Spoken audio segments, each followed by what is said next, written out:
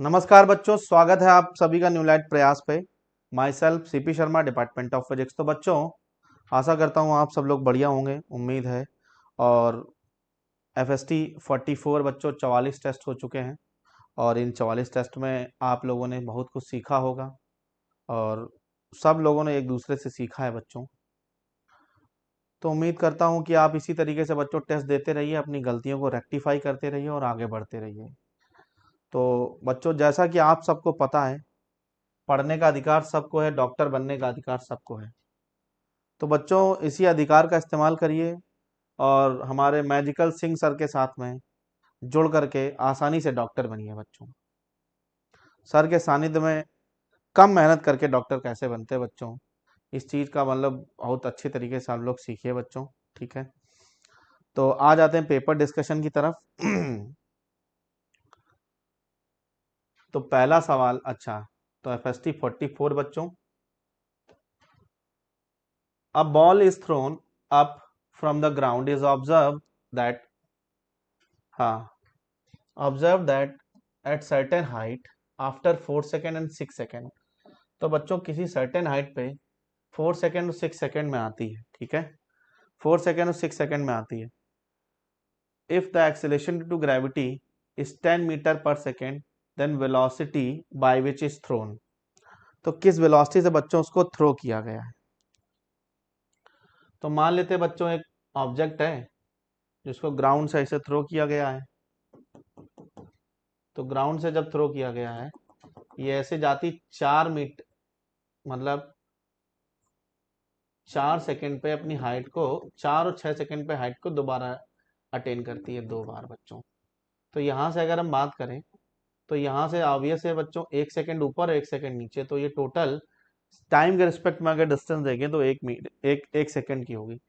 तो यहाँ से बच्चों यहाँ तक का टाइम था 4 सेकेंड, है ना। यहाँ तक का टाइम था बच्चों 4 सेकेंड। तो जाहिर सी बात है टोटल टाइम कितना होगा, 5 सेकेंड होगा। तो पूछा है कि कितनी वेलोसिटी से फेंका होगा बच्चों। तो v बराबर क्या होगा, u प्लस ए टी। ए कितना बेटा है 10, t कितना है 5। तो v बराबर 50 मीटर पर सेकेंड। तो बच्चों, इस सवाल को ब्रेक करने का तरीका यही है कि मैक्सिमम हाइट कितनी देर में अटेन करता है। ठीक है,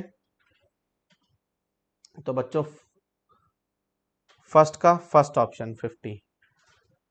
अब अगर हम बात करें बच्चों क्वेश्चन नंबर सेकंड की, तो सेकंड क्वेश्चन में वो homogeneous reflectant rectangular brick is stationary on incline surface. तो half of the brick is applied greater pressure, अच्छा, half of the brick which applied greater pressure on the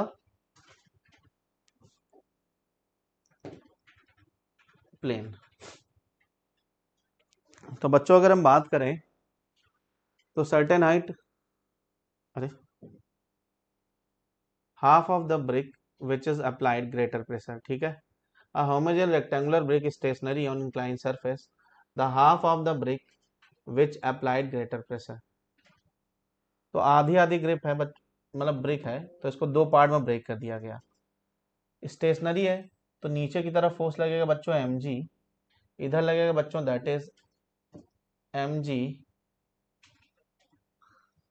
sine theta, और इधर लगेगा बच्चों mg cos theta, और इस तरफ बच्चों नॉर्मल। लेकिन अगर हम बात करें तो नॉर्मल जो होगा इसके दो पार्ट में अलग अलग। अब ये रोटेशनल इक्विलिब्रियम में होगी ऑब्जेक्ट बच्चों। तो इस वाले सेक्शन पे अगर देखेंगे, तो इस वाले सेक्शन पे नॉर्मल क्या होगा बच्चों, ज्यादा होगा, है ना। मान लेते हैं कि दो अलग अलग पार्ट हैं, ये इसको दो ऑब्जेक्ट मान के चलते हैं, दैट इज ये बना लेते हैं, एक बीम टाइप बना लेते हैं, इस पे दो नॉर्मल है। तो बच्चों, यहां से अगर तुम रोटेशनल टॉर्क बैलेंस करोगे तो इस वाले नॉर्मल की वैल्यू ज्यादा आएगी। ठीक है, और प्रेशर का फॉर्मूला क्या होता है बच्चों, that is force by area. तो इस वाले सेक्शन पे जो लोअर सेक्शन है उस पर प्रेशर ज्यादा लग रहा, फोर्स ज्यादा लग रहा होगा, तो ज्यादा प्रेशर होगा बच्चों। तो लेफ्ट हाफ नहीं बच्चों, राइट हाफ बिल्कुल सही, है ना। तो second option. Question number third बच्चों, an electron having mass, an electron having same de Broglie wavelength as a proton तो डी ब्रॉगली वेवलेंथ बच्चों, इलेक्ट्रॉन और प्रोटॉन की डी ब्रॉगली वेवलेंथ सेम है। तो अगर हम बात करें तो लैम्डा ऑफ इलेक्ट्रॉन बराबर लैम्डा ऑफ प्रोटॉन, तो डी ब्रॉगली वेवलेंथ सेम है बच्चों। तो लैम्डा इज इक्वल टू क्या होता है बेटा, h by p is equal to s divide by under root two m k kinetic energy. तो अगर हम बात करें बच्चों तो lambda is inversely proportional to under root of m k, या lambda square is inversely proportional to m k. अगर हम बात करें बच्चों तो mass of proton plus kinetic energy of proton बराबर mass of electron into kinetic energy of electron. ठीक, तो बच्चों काइनेटिक एनर्जी सेम है ना, तो डी ब्रॉगली वेवलेंथ सेम है, तो लैम्डा सेम कर दिया दोनों का।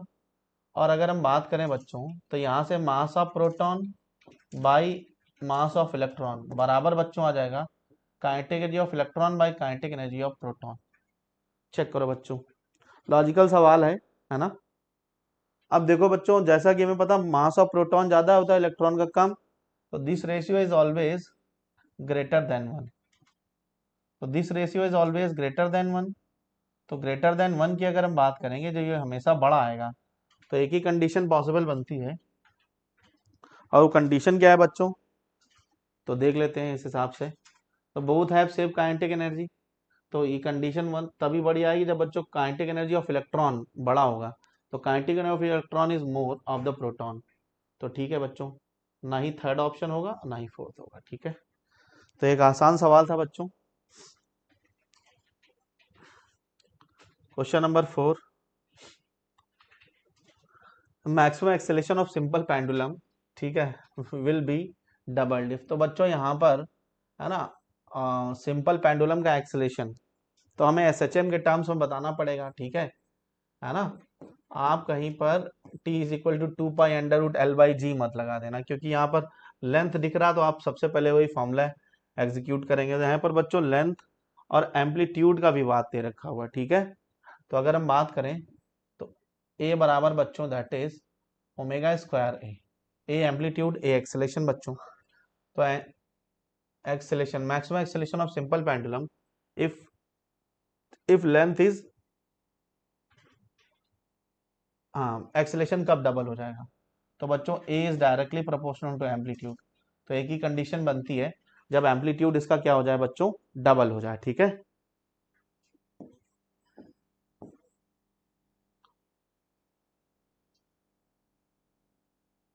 क्वेश्चन नंबर 4 बच्चों एक आसान सवाल था, लेकिन आपको इसमें अप्रोच सही लगानी थी, है ना। और t is equal to 2 pi under root l by g अगर लगाते बच्चों तो g तो कांस्टेंट था, तो वहां पर क्वेश्चन थोड़ा सा मेसी हो जाता। तो मेरे ख्याल से this question must be more specific, है ना। तो लैंग्वेज इसमें थोड़ी सी और होनी चाहिए ताकि ये the temperature of the given amount of water increase if its volume. तो बच्चों अगर हम बात करें तो temperature of given amount of water is increase, तो टेम्परेचर बढ़ाते हैं तो क्या होगा। ठीक है, तो जाहिर सी बात है बच्चों, if I am increasing temperature, तो टेम्परेचर इंक्रीज करेंगे तो वॉल्यूम हमारा क्या करेगा बच्चों, इंक्रीज करेगा। लेकिन दिस इज वाटर बच्चों, तो वाटर की डेंसिटी बच्चों 4 डिग्री सेल्सियस पे मैक्सिमम होती है ना। एट 4 डिग्री सेल्सियस पे वाटर की डेंसिटी मैक्सिमम होती है, और हमें पता बच्चों 0 से 4 डिग्री सेल्सियस में डेंसिटी बराबर क्या बच्चों, that is mass by volume. तो density is inversely proportional to volume बच्चों। ठीक है, तो 0 से 4 डिग्री सेल्सियस में जो हमारी क्या कर रही है बच्चों, डेंसिटी इंक्रीज कर रही, तो जाहिर सी बात है बच्चों वॉल्यूम हमारा क्या कर रहा होगा, डिक्रीज कर रहा होगा। ठीक है, तो 0 से 4 डिग्री सेल्सियस में वाटर एनॉर्मस एक्सपेंशन दिखाता है। ठीक है ना, तो इसी वजह से बच्चों हम कुछ भी नहीं कह सकते हैं कि टेम्परेचर इंक्रीज करने पर हमेशा जो वाटर है उसका जो वॉल्यूम इंक्रीज करेगा वो एक्सपैंड करेगा। ठीक है, तो ना इंक्रीज बोल सकते हैं ना डिक्रीज, जब तक टेम्परेचर रेंज डिफाइन नहीं है। रिमेन सेम नहीं बच्चों, डिक्रीज और increase depends on initial temperature. ठीक है, 4 के बाद का टेम्परेचर है बच्चों तो वॉल्यूम बढ़ेगा ही बढ़ेगा। ठीक है, और 0 से 4 के बीच की बात हो रही तो वॉल्यूम बच्चों डिक्रीज करेगा। ठीक है, तो बच्चों fourth option. Question number 5, question number 6, the real gas obey as a ideal gas law closely. तो बच्चों रियल गैस कब आइडियल गैस की तरीके से बिहेव करती है? तो अगर हम बात करें तो रियल गैस की प्रॉपर्टी क्या होती है कि there is no interaction between two gaseous molecule, दो गैसियस मॉलिक्यूल के बीच में कोई इंटरेक्शन नहीं होना चाहिए। तो पहली बात ये, और बहुत सारे जम्सन है। तो अगर हम बात करें बच्चों कोई रियल गैस है तो रियल को तुम्हें एक आइडियल गैस की तरीके से बिहेव कराना है, तो इसके लिए बच्चों पहली कंडीशन क्या है, अगर अपन टेम्परेचर बढ़ा दें, टेम्परेचर बढ़ाएंगे तो काइनेटिक एनर्जी बढ़ेगी, काइनेटिक एनर्जी बढ़ेगी तो रैंडमनेस ऑफ गैस बढ़ेगी, है ना। तो आइडियल गैस जो है उनके मॉलिक्यूल्स के बीच में रैंडम मोशन होता है। ठीक है, तो बच्चों पहली बात तो ये कि टेम्परेचर बढ़ा दो, और दूसरी बात क्या है कि प्रेशर को लो कर दो, तो हमारे गैसेस के जो इंटरमोलिकुलर फोर्सेस हैं वो मिनिमाइज हो जाएंगे, क्लोजली टू आइडियल की तरीके से बन जाएगी बच्चों। तो अगर हम बात करें तो हाई टेम्परेचर और लो प्रेशर पे कोई भी गैस आइडियल गैस की तरीके से बिहेव कर सकती है। ठीक है, तो बच्चों अगर हम बात करें तो high high pressure low temperature नहीं बच्चों, लो प्रेशर हाई टेम्परेचर, बिल्कुल सही बात है। और high pressure high temperature, low pressure low temperature. तो बच्चों क्वेश्चन नंबर 6 एक आइडियल गैस का सवाल था और एक आसान सा क्वेश्चन था बच्चों।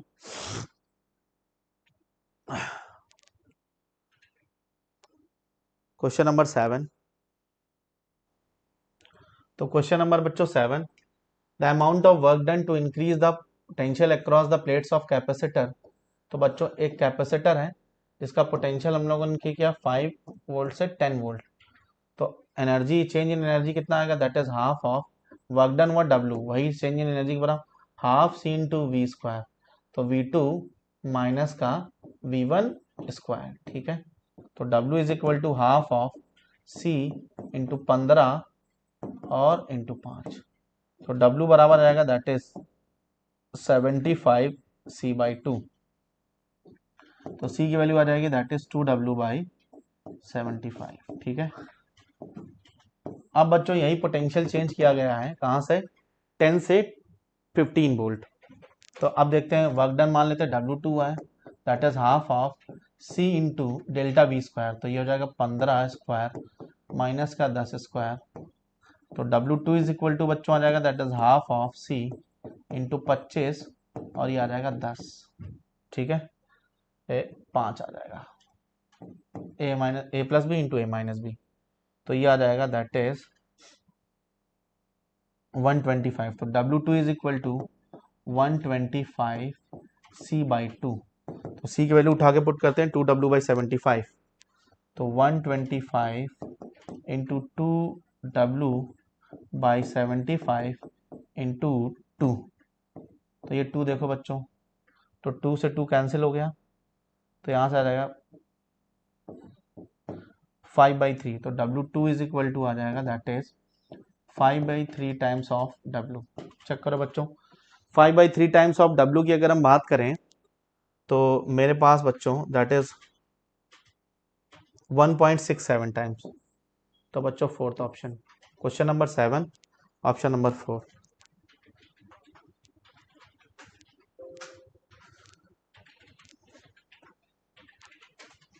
Question number 8, a charged particle is moving in uniform magnetic field in a circular path of radius r। ठीक है, r इज इक्वल टू बच्चों mv/qb। ठीक है,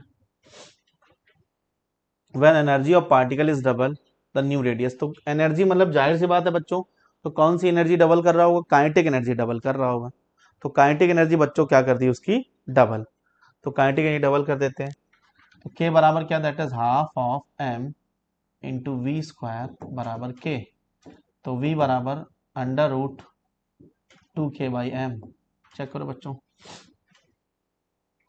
सो r इज इक्वल टू बच्चों ये आ जाएगा दैट इज m/qb और इंटू √2k/m, तो रेडियस का फॉर्मूला आ जाएगा in terms of kinetic energy r बराबर √2mk/qb, ठीक है।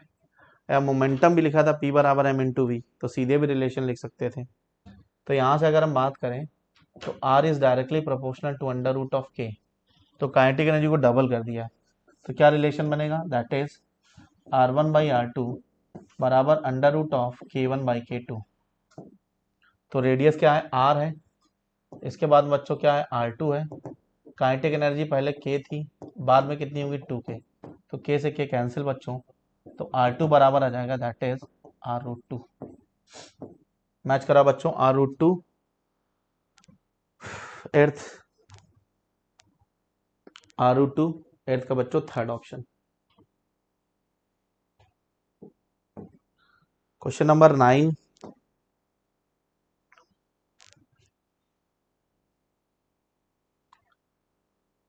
Magnetic field at point P बच्चों। तो पहले अगर हम बात करें, दोनों वायर की नेमिंग कर देते हैं। This is wire number 1 and this is wire number 2। तो what is the formula of magnetic field, B is equal to mu not I by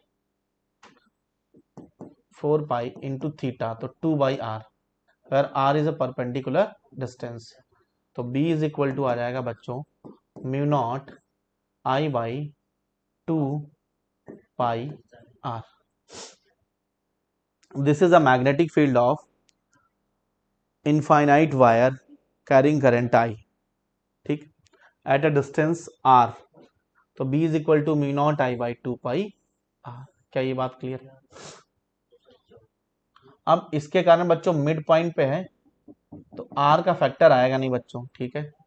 इसके कारण तो 1 के कारण जो आएगा, 1 के कारण यहां पर मैग्नेटिक फील्ड क्रॉस आएगी, ठीक। और इसके कारण बच्चों क्या आएगी, डॉट आएगी, ठीक है। तो अगर हम बात करते हैं तो नेट मैग्नेटिक फील्ड किधर आएगी, क्रॉस आएगी, ठीक, ये जीत जाएगा बच्चों।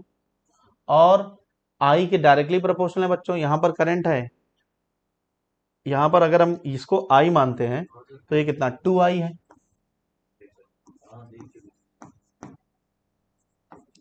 तो घटाएंगे तो बच्चों केवल आई के बराबर बचेगा, डिस्टेंस तो बराबर ही है। तो अगर हम बात करते हैं तो हमारे पास जो मैग्नेटिक फील्ड आएगी, B is equal to mu not I by 2π, r bar का टर्म हटा दो बच्चों, ठीक है। और यहां से अगर हम बात करेंगे तो B is equal to mu not I by 2π। चांद बच्चों चेक कर लो, आई हटाओ, तो म्यू नॉट बाई पाई आएगा बच्चों, लेकिन इससे भी आधी, ठीक है। तो इससे आधी कितनी होगी, म्यू नॉट I बाई 2π, ठीक है, म्यू नॉट I बाई 2π, ठीक है, mu not I by 2π third option. अगर तुम बच्चों ऐसे डायरेक्ट नहीं कर पा रहे हो तो कर लो, कोई दिक्कत नहीं, दोनों करंट को सब्ट्रैक्ट कर दो, यहां से कॉमन ले लो। तो B is equal to mu not by 2π, r common ले लो बच्चों। यहां से क्या करूं, I2 माइनस I1, तो कितना आ जाएगा 5 माइनस का 2.5, डिस्टेंस तो सेम ही बच्चों, तो 2.5 कैंसिल हो जाएगा, मतलब आसान है यार। B is equal to mu not by 2π, r कितना है बच्चों, आर कितना 2.5, मिड पॉइंट पे होगा, ये भी बच्चों 2.5 बचेगा, तो नेट मैग्नेटिक फील्ड कितनी आ जाएगी, B is equal to mu not by 2π के बराबर। कैसे भी करो बच्चों, किसी भी तरीके से करो, ठीक है। 9 का बच्चों थर्ड ऑप्शन। क्वेश्चन नंबर 10,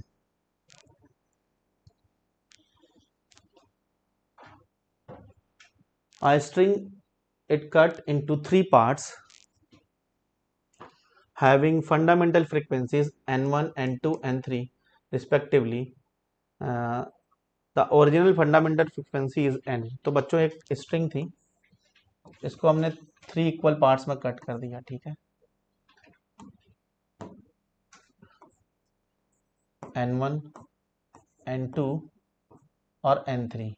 इस सेक्शन की लेंथ है L1, इसकी L2 और इसकी L3। तो फ्रीक्वेंसी की अगर हम बात करें तो 1/2 times of under root T by mu. तो बच्चों अगर हम बात करें, टी टेंशन है, स्ट्रिंग कांस्टेंट होगा, म्यू क्या है, मास पर यूनिट लेंथ, ये भी कांस्टेंट होगा। तो एफ इंटू एल जो होगा वो एक कोई ना कोई कांस्टेंट आएगा बच्चों। और टोटल लेंथ ऑफ स्ट्रिंग कितनी है, तो अगर हम बात करें फॉर दिस सेक्शन के लिए, ये क्या होगा, N1 L1 बराबर बच्चों N2 L2 बराबर N3 L3, कोई कांस्टेंट होगा बच्चों के। अब अगर हम बात करें टोटल लेंथ ऑफ स्ट्रिंग क्या होगा, दैट इज L बराबर L1 plus L2 plus L3। तो यहां पर अगर हम बात करेंगे तो अगर मैं L1 की वैल्यू निकालूंगा तो L1 क्या आ जाएगा, that is K by N1 plus का K बाई N2 प्लस का K बाई N3। और यहां से बच्चों दैट इज K इक्विवेलेंट बराबर बाई N इक्विवेलेंट। तो बच्चों ये खत्म, ये खत्म, ये खत्म, ये खत्म। तो यहां से अगर हम रिलेशन आइडेंटिफाई करेंगे तो बच्चों फर्स्ट ऑप्शन, ठीक है, 1/n बराबर 1/n1 plus 1/n2 plus 1/n3। तो बच्चों ये एक ठीक ठाक सवाल था वेव का, ठीक है, इसमें एक छोटा सा कॉन्सेप्ट लग रहा था। क्वेश्चन नंबर 11 की अगर हम बात करें बच्चों, ठीक है, when a light source is kept at a distance of 20 centimeter away from a photocell, stopping potential is 0.6 volt. It is obtained the source is kept at a 40 centimeter stopping potential. तो बच्चों अगर हम बात करें, ये photo electric effect का एक question बच्चों PYQ में भी ऐसा कई बार क्वेश्चन आ चुका है, ठीक है। अगर हम बात करें तो फोटो जो स्टॉपिंग पोटेंशियल होता है वो डिस्टेंस से बच्चों इंडिपेंडेंट होता है, ठीक है। तो इसका भी स्टॉपिंग पोटेंशियल सेम ही रहेगा, दैट इज 0.6 वोल्ट। तो क्वेश्चन नंबर 11 का बच्चों सेकंड ऑप्शन चेक कर लें बच्चों, क्वेश्चन नंबर 11 का सेकंड ऑप्शन। 12 बच्चों क्वेश्चन है 2 मास पार्टिकल के सेंटर्स पे बच्चों। तो जाहिर सी बात है बच्चों, मान लेते हैं एक M1 है और दूसरा क्या है, M2 है, ठीक है। और तो XCOM x coordinate of centre of mass क्या होगा बच्चों, that is M1 x1 plus M2 x2 divide by M1 plus M2, ठीक है। अगर हम बात करते हैं बच्चों तो सेंटर ऑफ मास की पोजीशन, तो ये तो कांस्टेंट रहेगी, तो क्या हो जाएगा M1 x1 plus M2 x2 बराबर 0। तो क्या आ जाएगा माइनस का M1 x1 बराबर M2 x2, ठीक है। तो क्या आ जाएगा, that is M1 by M2 बराबर माइनस का x2 बाई x1 या R2 बाई R1। तो M1 बाई M2 बराबर बच्चों R2 बाई R1, ठीक है। तो इसी के जैसा ऑप्शन बच्चों थर्ड है, ठीक है। और बच्चों अगर हम बात करें 2 मास पार्टिकल के सेंटर बच्चों, इस पर मोमेंट ऑफ इनर्शिया से भी सवाल आ चुका है, ठीक है। तो जिस मास पार्टिकल से निकालना होता है, तो टोटल डिस्टेंस अगर R दे रखी हुई तो इससे निकालना है, तो फॉर्मूला लगा देते हैं, ठीक है, M2 divide by M1 plus M2 into R, ठीक है, M1 into R divide by M1 plus M2। Question number 13,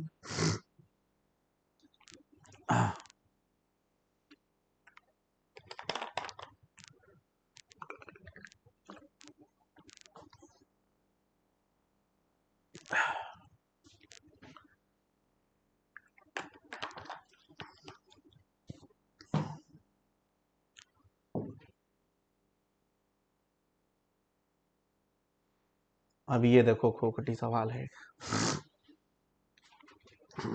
कुछ नहीं। The formula x is equal to 3yz square, x is a dimension of capacitance.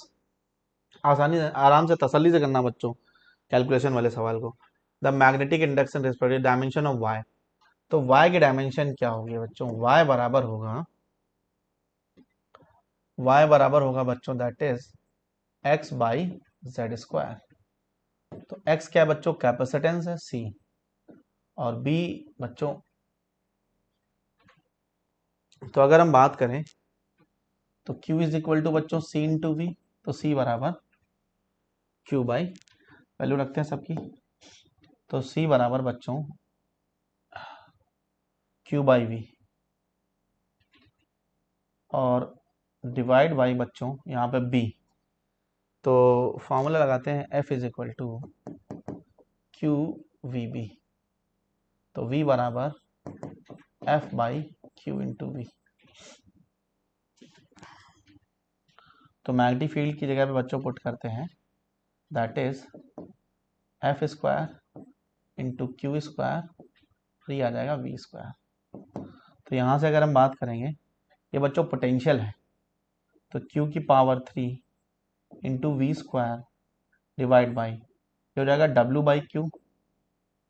अब आसान हो जाएगा, potential क्या होता है बच्चों, वर्क बाई चार्ज, तो हो जाएगा दैट इज Q की power 4 into V square divide by W।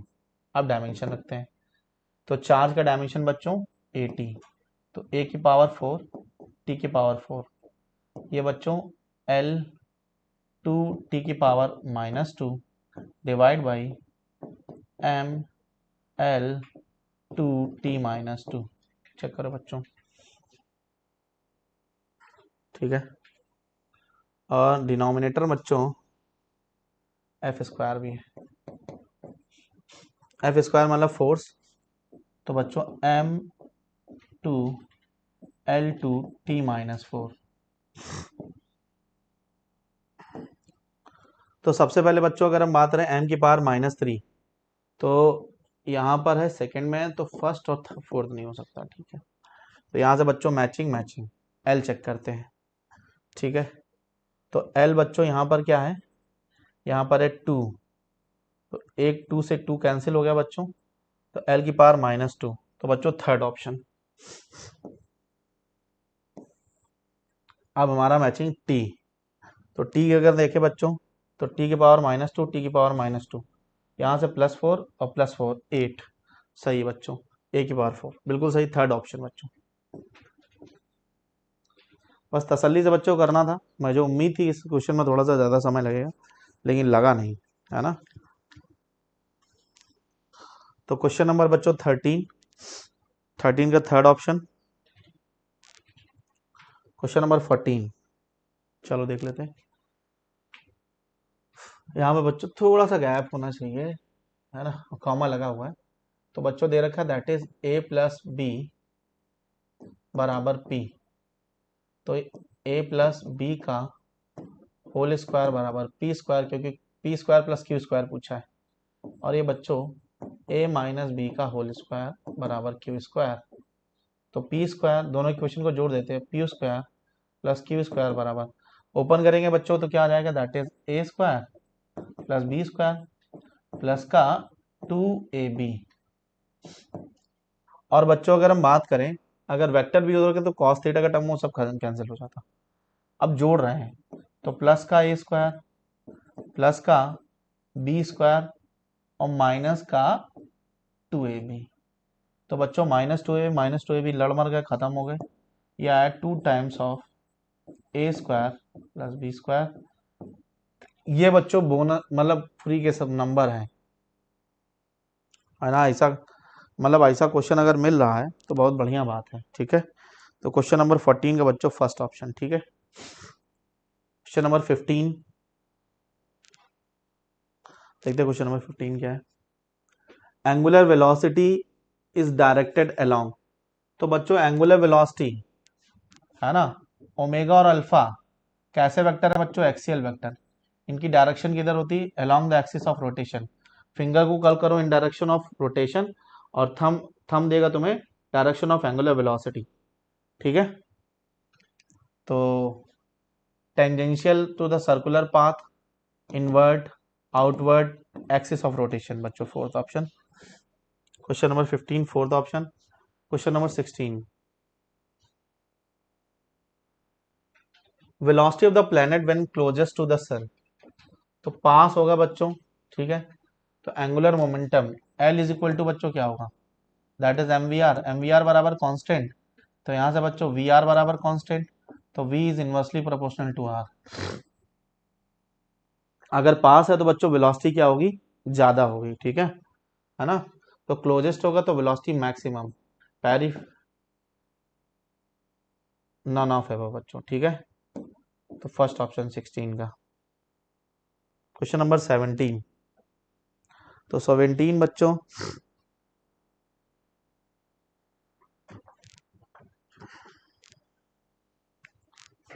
a fractional change in volume of the glass slab when is subjected to hydraulic pressure। तो प्रेशर बच्चों कितना दे रखा हुआ है, 10 की पावर 10 ATM दे रखा हुआ, ठीक है। तो अगर हम बात करें तो बल्क मॉडुलस, तो बीटा बराबर होता है, बीटा या तो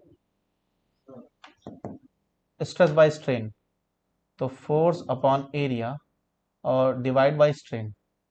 तो स्ट्रेन क्या होता है, that is delta V by V, ठीक है। तो बेसिकली अपन को निकालना है ना, डेल्टा वी बाई वी। तो क्या आ जाएगा, force upon area into V by delta V. तो डेल्टा वी बाई वी चाहिए, तो इधर भेज देते हैं, delta V by V is equal to बच्चों आ जाएगा that is pressure by bulk modulus. तो प्रेशर कितना है बच्चों, 10 पास्कल, एटीएम 10 की पावर 5 पास्कल, और डिवाइड बाई बल्क मॉडुलस कितना बच्चों, तो 37 इंटू 10 की पावर 9 आ जाएगा 10 बाई 37 इंटू 10 की पावर -4। लेकिन बच्चों यहाँ पर अगर हम बात करें तो यहाँ पर एक और जीरो बढ़ा लेते हैं, 37 लिख देते हैं इसको, इसको लिख देते हैं 10 की पावर -5। तो 33 2 पॉइंट, तो 33 99, तो 100 के आसपास बच्चों, लेकिन ये 37 है तो 2.74 आ जाएगा बच्चों, चेक करो। क्वेश्चन नंबर 17, क्वेश्चन नंबर 17 का बच्चों सेकंड ऑप्शन, ठीक है, एग्जैक्ट करेक्ट है। क्वेश्चन नंबर 18,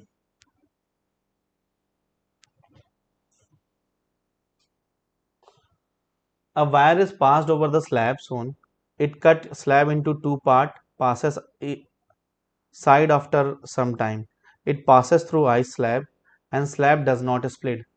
तो बच्चों अगर हम बात करें तो यहाँ प्रेशर की वजह से क्या होगा, प्रेशर की वजह से यहाँ पर टेम्परेचर हमारा क्या करेगा, इंक्रीज करेगा, और जिसकी वजह से ये बच्चों ये वायर यहाँ से पास करेगा, और वायर पास करने के बाद में जो आई स्लैब है बच्चों वो बराबर जुड़ जाएगी, ठीक है। तो सेकंड ऑप्शन होगा it remain over the slab, नहीं बच्चों, है ना, प्रेशर बढ़ने की वजह से if the slab melt completely, completely नहीं बच्चों, सेकंड ऑप्शन। एनसीईआरटी का क्वेश्चन है बच्चों ये। क्वेश्चन नंबर 19 देखते हैं बच्चों। Question number 19, the work done which of the following process. तो वर्क डन का फॉर्मूला क्या होता है, थर्मोडायनेमिक वर्क का फॉर्मूला होता है W इज इक्वल टू बेटा that is P delta V। तो अगर हम बात करें या तो फिर तो W बराबर P डेल्टा V, अगर डेल्टा V अगर जीरो है तो वर्क डन भी क्या होगा बच्चों, जीरो। और डेल्टा V जीरो किसमें होता है, आइसोकोरिक प्रोसेस में, आइसोथर्मल में बच्चों नहीं, एडियाबेटिक नहीं, आइसोकोरिक बिल्कुल सही है, और isobaric. Question number 20, in steady current the metallic conductor the non uniform area of cross section the quantity constant। तो non uniform area of cross section है बच्चों, ठीक। तो अगर हम बात करें तो वीडी बराबर बच्चों क्या होता है, ए इंटू टाउ, ए बराबर small E capital E by M E into tau, देखना बच्चों। और जे बराबर क्या होता है बच्चों, आई बराबर आई बाई ए, आई बराबर बच्चों n e a p d by a बच्चों, ठीक है। तो यहां से लिख सकते हैं that is n e v d j. तो अगर हम बात करें current, electric field, drift velocity constant बच्चों, तो करंट तो कांस्टेंट होगा लेकिन इलेक्ट्रिक फील्ड नहीं बच्चों, ना ही ड्रिप वेलोसिटी, ठीक है, क्योंकि वीडी की वैल्यू रखेंगे बच्चों ए इंटू टाउ, तो वहां से उसकी वैल्यू बच्चों चेंज हो जाएगी, ठीक है। अगर non uniform area of cross section तो ए पे डिपेंडेंट है। ओनली ड्रिप वेलोसिटी बच्चों, ठीक है, विच quantity constant along the length of conductor. तो ड्रिप वेलोसिटी बच्चों कांस्टेंट नहीं, जहां एरिया ऑफ क्रॉस सेक्शन कम वहां पे ड्रिप वेलोसिटी ज्यादा, ठीक है। करंट एंड ड्रिफ्ट स्पीड नहीं बच्चों, ओनली करंट, तो करंट बच्चों कांस्टेंट होगा। Question number 20।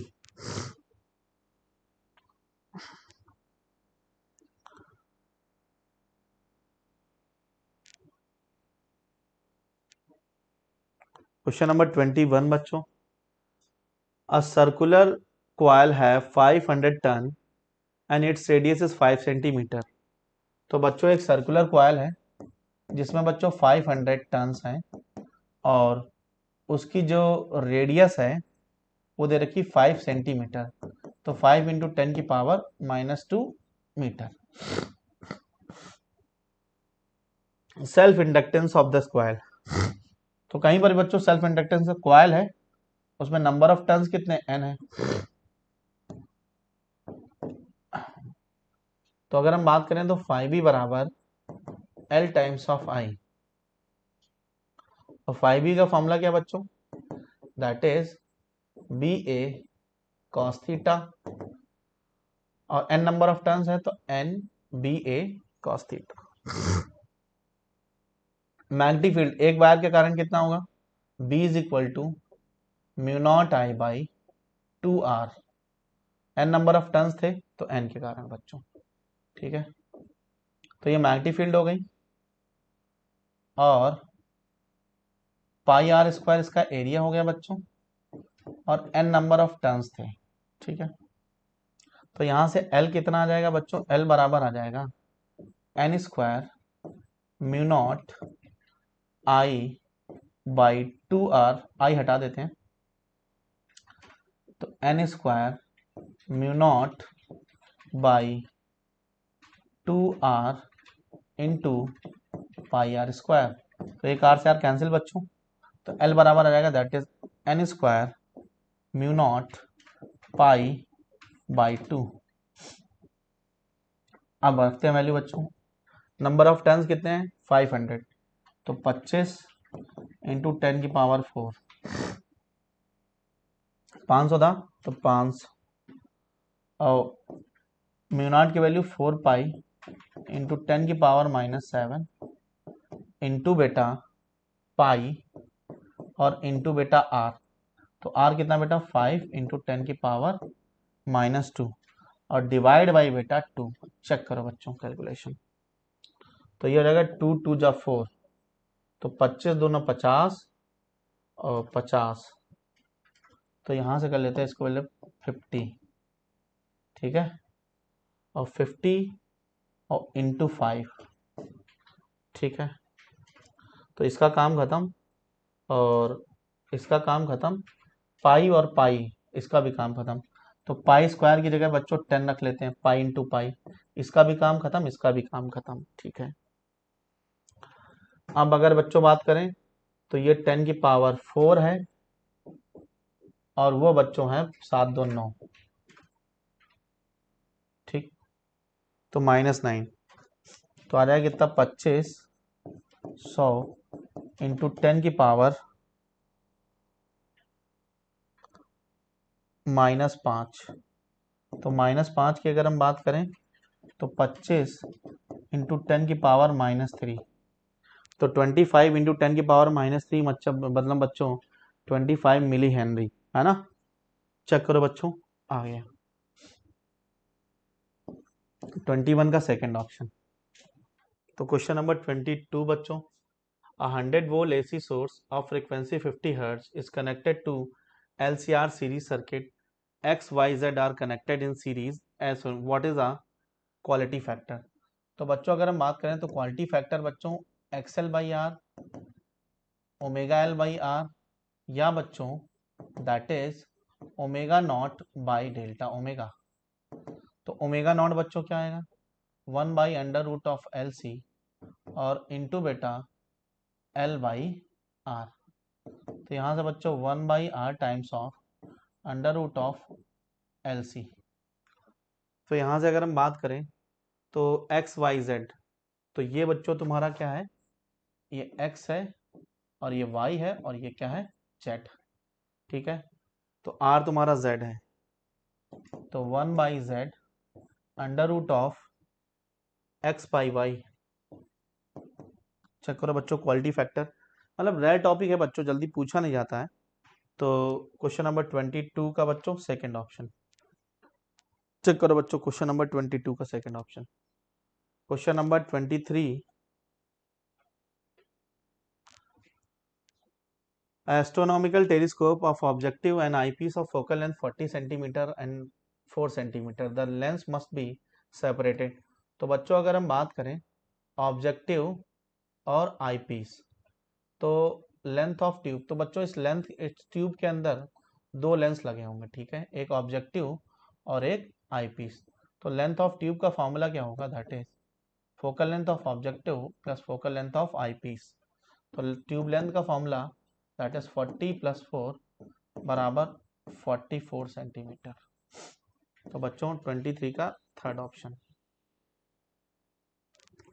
23 का थर्ड ऑप्शन बच्चों। क्वेश्चन नंबर 24, एन इलेक्ट्रिक आई। आई बच्चों मतलब बेसिकली क्या है कि देखने वाली आंख। अब है क्या, जो हमारी बॉडी है, कोई भी बॉडी, वो फोटोन इमिट करती है ना। तो फोटोन इमिट करती है, तो जितने भी सेंसर होते हैं सब फोटो सेंसिटिव होते हैं। मतलब किसी भी ऑब्जेक्ट से एनर्जी निकलने वाली जो एनर्जी होती है उसको बच्चों सेंस करते हैं या फोटॉन्स को सेंस करते हैं। तो इसी वजह से उन सारे सेल्स को बच्चों फोटो सेल बोलते हैं, ठीक है ना, फोटो सेल। एलईडी बच्चों लाइट इमिटिंग डायोड है। क्वेश्चन नंबर 25, 24 का बच्चों फर्स्ट ऑप्शन। क्वेश्चन नंबर 25 बच्चों, if f n frequency of limiting of Lyman series. तो बच्चों अगर हम बात करें तो म्यू1 की अगर हम बात करें तो R C into 1/n1² minus का 1/n2²। तो V1 बराबर बच्चों आ गया RC, ठीक है।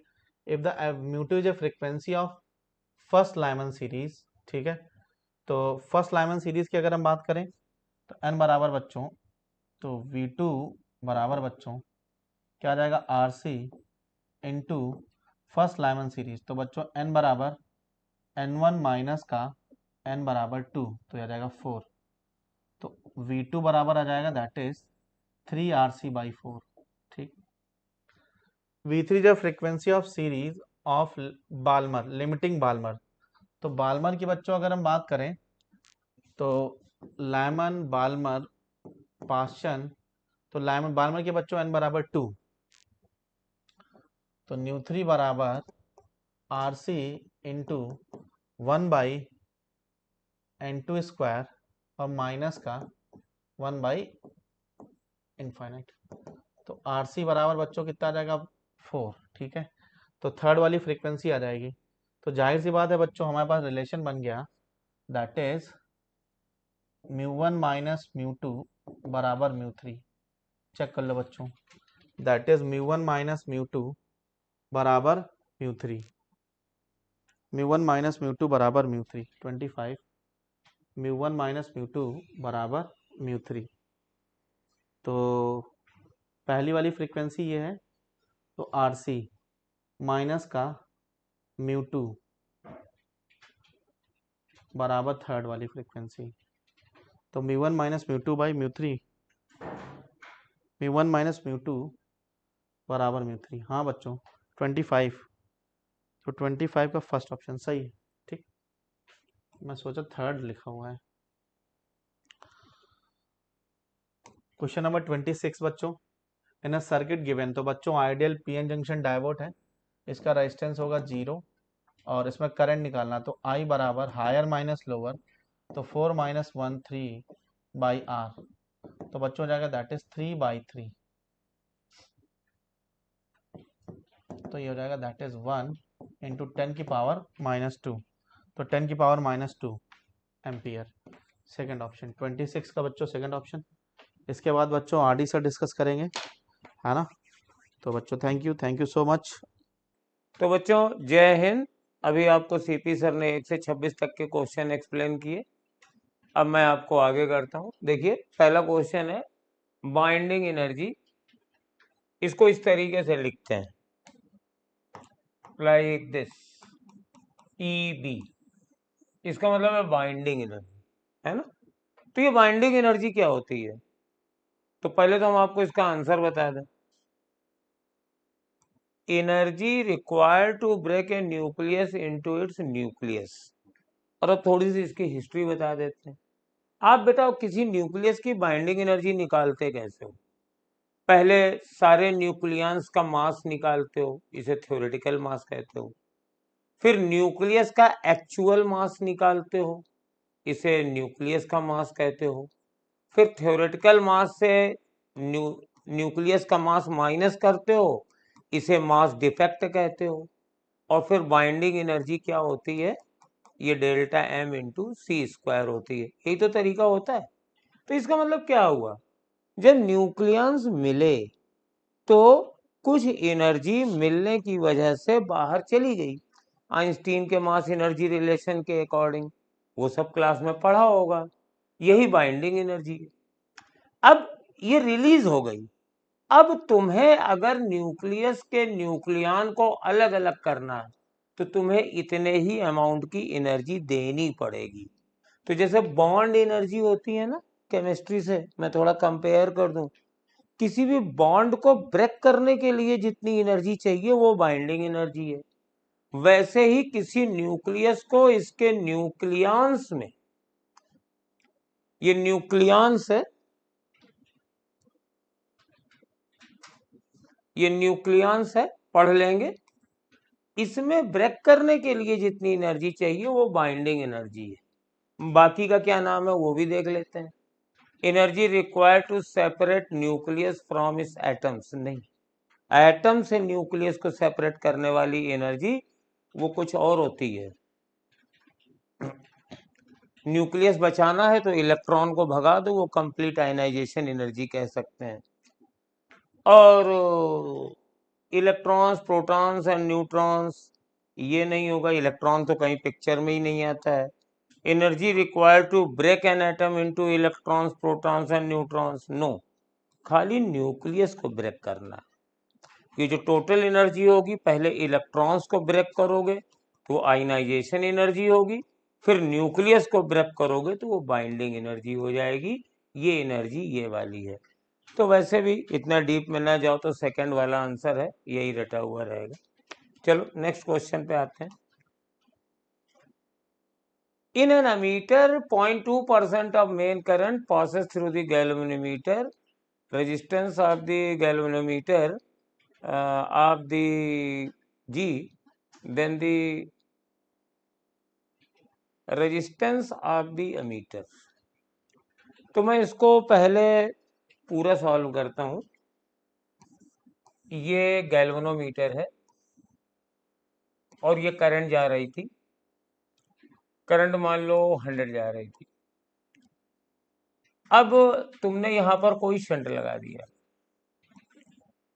तो गैल्वेनोमीटर से जाने वाली करंट खाली 0.2 हो गई और ये हो गई बेटा 99.8 एम्पियर की, इतनी आ गई। ये शंट इसको कहते हैं। और अमीटर का रेजिस्टेंस होगा रेजिस्टेंस ऑफ अमीटर। याद रखना, इसमें अमीटर का रेजिस्टेंस पूछ रहा है। ये हो जाएगा Sg अपॉन S प्लस जी, यानी इन दोनों का equivalent resistance.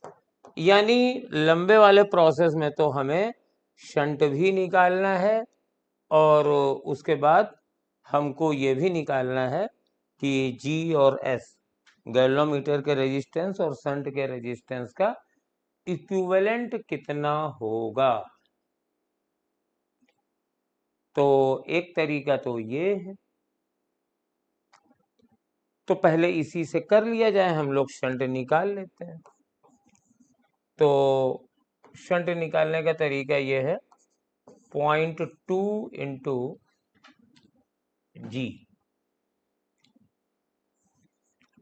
Is equal to 99.8 into S, हम बाद में कर देंगे। तो एस बराबर हो गया 0.2 अपॉन 99.8 इंटू जी।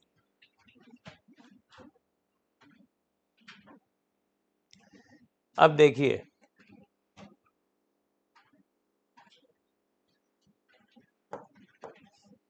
इक्विवेलेंट निकालते हैं, s g upon s plus जी।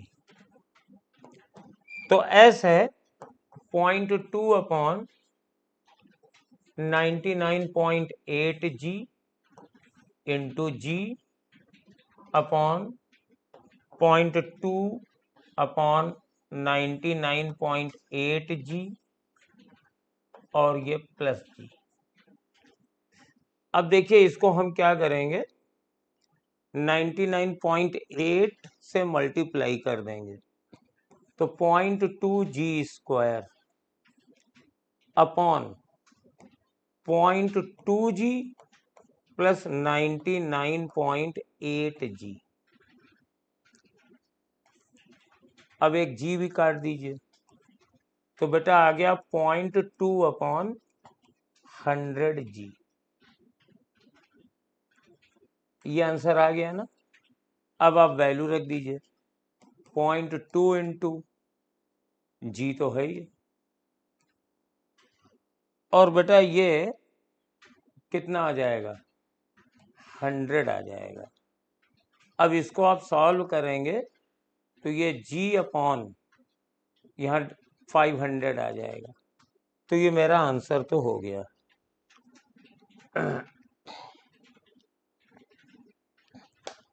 जी अपॉन 500।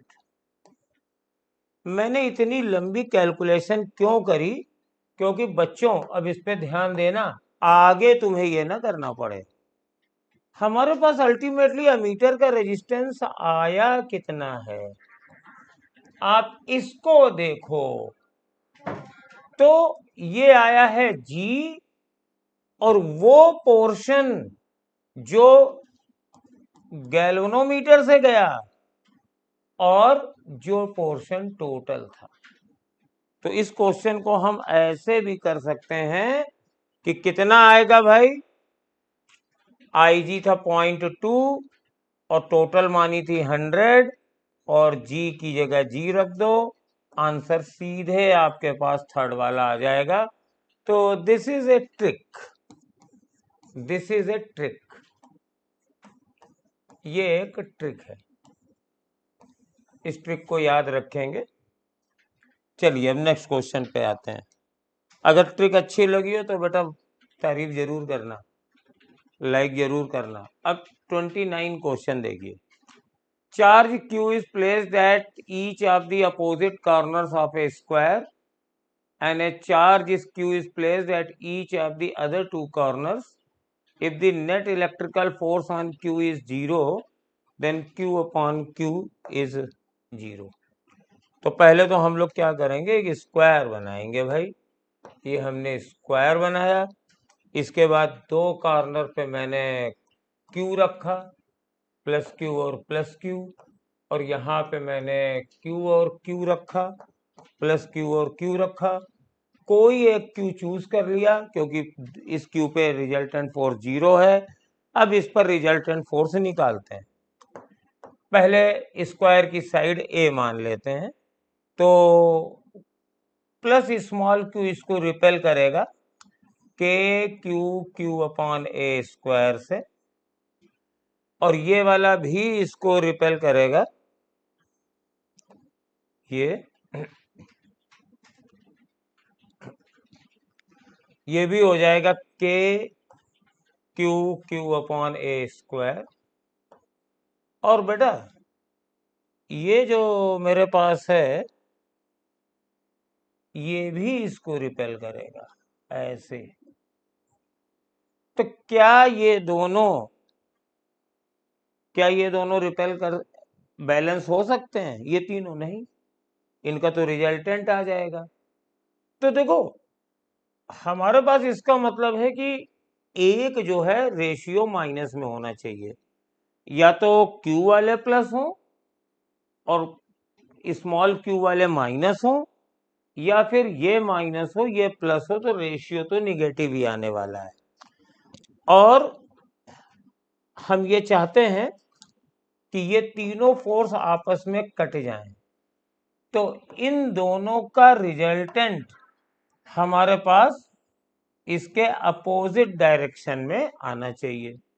तो कितना हो जाएगा, के क्यू स्क्वायर अपॉन 2a का अंडर रूट 2a का स्क्वायर, और ये दोनों फोर्स बराबर होने चाहिए। और डायरेक्शन अपोजिट होने के लिए आप जानते हो, अभी तो अगर सब प्लस हैं तब तो ये नहीं होगा, तो ये वाला Q कैसा होना चाहिए, माइनस होना चाहिए, ये वाला माइनस होना चाहिए। अब इन दोनों को बराबर कर देते हैं, तो k q square upon 2a square is equal to इन दोनों का resultant k q upon q upon a square under root 2। तो हमारे पास ये क्यू क्यू कट गया, के से के कट गया और a स्क्वायर कट गया, तो q अपॉन 2 बराबर आ गया small q into under root 2। तो q अपॉन q बराबर आ जाएगा 2√2 आ रहा है विद ए निगेटिव साइन। देखो अगर बैलेंस करना है, अगर तीनों पॉजिटिव हो गए तब तो इसका इसका इसका रिजल्टेंट 0 हो नहीं सकता। बैलेंस करना है या तो मेरे पास Q निगेटिव हो जाए, अगर ये निगेटिव हो जाएगा तो ये वाला फोर्स ऐसे जाएगा, ये वाला फोर्स ऐसे जाएगा, और ये इन दोनों से बैलेंस हो जाएगा। तो आंसर आएगा -2√2। और इसीलिए बेटा मैं पेपर लिए रहता हूँ। ये पहला ऑप्शन था जो छपा नहीं है स्लाइड में, -1/√2, और दूसरा था -2√2। तो सेकंड ऑप्शन सही होगा, पेपर में आपके सही छपा हुआ है। अब आइए नेक्स्ट क्वेश्चन पे चलते हैं, 30th वाले में। ये आप समझ गए ना किस तरीके से इसको करना, या फिर ठीक है इसी में करो, ज्यादा सही है। अब देखो ये बहुत ही सिंपल सा क्वेश्चन है।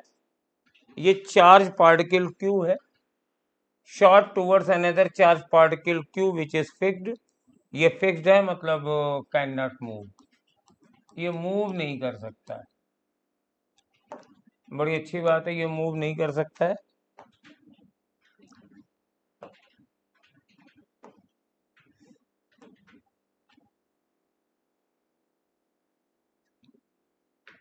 और ये v स्पीड से फेंका जाता है, ठीक है, ये v स्पीड से फेंका जा रहा है।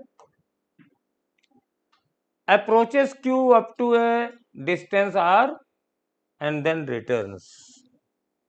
तो ये डिस्टेंस r है और यहां से रिटर्न हो जाता है। If Q was given a speed 2v, then the closest distance of approach would be।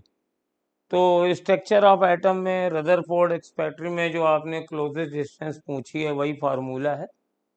पहले तो इन दोनों चार्जेस के बीच की दूरी बहुत ही ज्यादा थी, तो नो पोटेंशियल एनर्जी, और इसके पास काइनेटिक एनर्जी थी 12mv²। फिर ये आगे बढ़ा, ड्यू टू रिपल्सन इसकी स्पीड कम होती गई, और ये कितनी दूर तक जाएगा, जब तक इसकी स्पीड 0 नहीं हो जाती। तो ये 0 हो गई, और यहां इसकी पोटेंशियल एनर्जी बेटा हो जाएगी के Q into Q upon r²। तो मेरे पास डिस्टेंस r पोटेंशियल एनर्जी चाहिए, स्क्वायर नहीं होगा। तो मेरे पास जो डिस्टेंस ऑफ अप्रोच है that is proportional to 1/v²। तो पहले r थी और बाद में ये वेलोसिटी 2v हो गई, तो r1 बराबर, समझ रहे हैं ना, ये हमने फॉर्मूला निकाल लिया, कितनी पास तक पहुंचेगा for particular case, this R is proportional to 1/v²। तो जब आप वेलोसिटी डबल कर देंगे 2v का स्क्वायर, तो ये हो जाएगा 1/4v², और ये r है तो दैट इज r/4। तो ये डिस्टेंस r/4 हो गई। ऐसे ही समझ लो, ये डबल कर दोगे तो ये डिस्टेंस 4 गुनी हो जाएगी। ठीक है, निकाल सकते हैं आराम से। आप ऐसे भी कर सकते हो, r1/r2 बराबर v²/v1²। तो r1 r था, r2 निकालना था, v1 v था, ये 2v था। इसका स्क्वायर कर दिया तो r2 बराबर r/4 आ जाएगा। नेक्स्ट क्वेश्चन देखते हैं, ये बहुत अच्छा क्वेश्चन है। In a given diagram, there is a smooth fixed wedge and mass m is released when a spring is at natural length.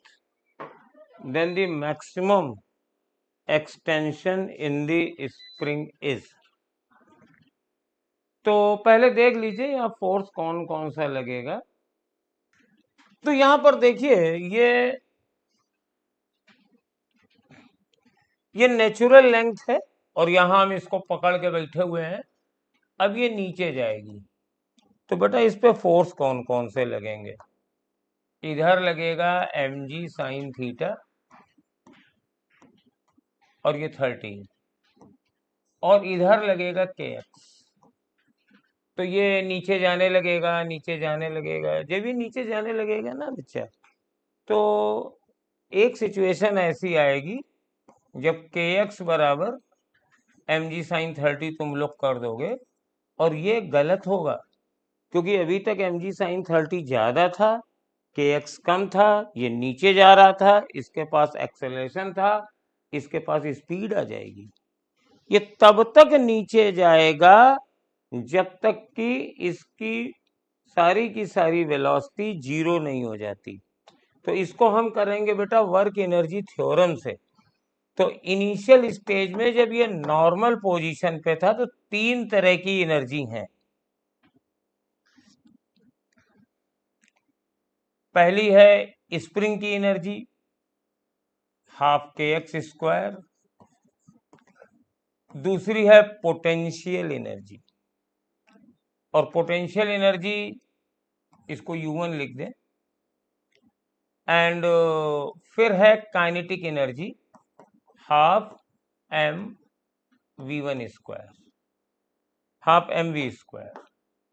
ये पोटेंशियल एनर्जी है। इन दोनों को मुझे कंजर्व करना है। तो पहले नॉर्मल लेंथ वाली पोजीशन 1 है, तो इस समय कोई पोटेंशियल एनर्जी नहीं होगी स्प्रिंग वाली, क्योंकि स्प्रिंग अभी नॉर्मल लेंथ में है। और इसकी पोटेंशियल एनर्जी भी हम U1 मान लेते हैं, और इसकी वेलोसिटी भी अभी 0 थी क्योंकि जस्ट आई हैव रिलीज। और जब ये नीचे पहुंचेगा तो सपोज ये स्प्रिंग का एक्सटेंशन x हो गया है, तो ये हो जाएगा ½ kx²। और पोटेंशियल एनर्जी मान लीजिए U2 हो गई है, और स्पीड तो फिर 0 हो जाएगी क्योंकि ये मैक्सिमम टेंशन है, इसके आगे ये जाएगा नहीं।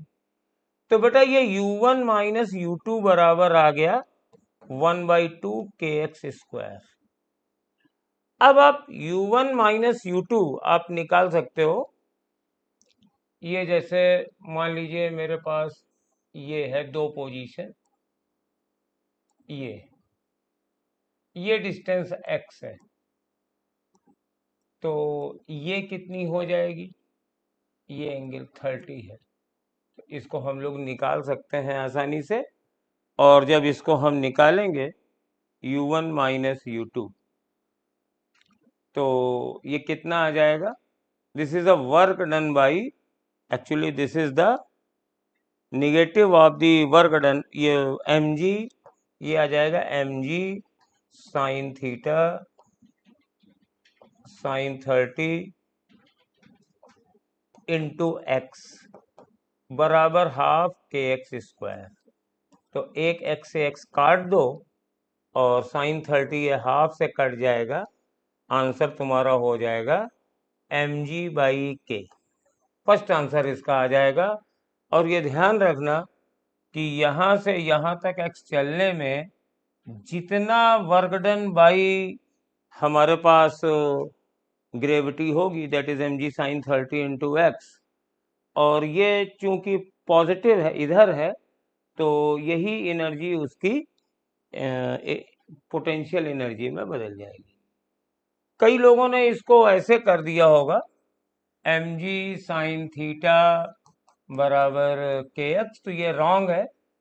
ये इक्विलिब्रियम पोजीशन है। स्प्रिंग, ये ब्लॉक ऐसे जाएगा, यहां से रिलीज किया गया, यहां तक जाएगा, यहां इसकी स्पीड 0 होगी, ये मैक्सिमम एक्सटेंशन है। इसके बाद फिर ये लौटेगा, ऑसिलेट करने लगेगा। ये इक्विलिब्रियम पोजीशन है इसकी। अगर यहाँ पे फ्रिक्शन भी हो तो ऐसे आगे जाके ये इस पोजीशन पर रुकेगा। चलिए नेक्स्ट क्वेश्चन। ये बहुत ही सिंपल क्वेश्चन है। Charge on a capacitor is increased by 2 coulomb, energy stored in increases by 21%। तो पहले एनर्जी लिख लो कैपेसिटर की, half Q square upon C लिख दे रहे हैं। तो E1 upon E2 is equal to Q1 upon Q2 का स्क्वायर। ये यहां से रिलेशन आ गया। अब हम क्या करेंगे, मान लेंगे पहले एनर्जी 100 है और चार्ज हमारे पास Q है, इसका स्क्वायर कर दिया। एनर्जी 21% बढ़ गई, तो पहले 100 थी, तो परसेंट का मतलब यही होता है 100 में कितना बढ़ी, तो ये 121 कर देंगे। और चार्ज कितना इंक्रीज हुआ, 2 कूलम, तो ये Q प्लस 2 लिख दिया। अब आप स्क्वायर रूट ले लीजिए बड़े प्यार से, 10/11 बराबर Q upon Q plus 2, cross multiply कर दीजिए, 10Q प्लस 10 20 बराबर 11Q। तो Q बराबर 20 कूलम मेरा आंसर आ रहा है। और आप लोग भी मिला लीजिए कितना आ रहा है, यही आ रहा होगा, जाहिर है। ठीक है, 20 कूलम आंसर है। बहुत सिंपल क्वेश्चन था। इस क्वेश्चन में थोड़ा ध्यान रखिएगा, इसमें मैक्सिमम लोग गलती करते हैं। अगर ना समझ में आए तो कमेंट फिर करिएगा, हम लोग फिर बताएंगे। कोई परेशानी वाली बात नहीं है, आपके हर स्टेप पर न्यू लाइट के टीचर्स आपके साथ हैं, न्यू लाइट आपके साथ है, सिंह सर आपके साथ है। इन द गिवन सर्किट, अब ये बढ़िया क्वेश्चन है। A constant source of voltage 50 volts along with 4 resistance is connected as shown in the figure. This is the diagram. और ये चीज क्लियर नहीं आई है, तो ये कितना है भाई पता नहीं। अभी हम इसको ओरिजिनल पेपर से देखते हैं। हाँ, ये 26 कूलम है, ये लाइक दिस। चलो कलर बदल देते हैं, ये 26 कूलम है, ओम है, सॉरी ओम है। If a current 5 ampere flows along through resistance R, its value is, यहां से 5 एम्पियर की करंट जा रही है, तो इस रेजिस्टेंस की वैल्यू बतानी है। ये किरचॉफ्स लॉ भी से भी किया जा सकता है और कुछ ट्रिक से भी किया जा सकता है।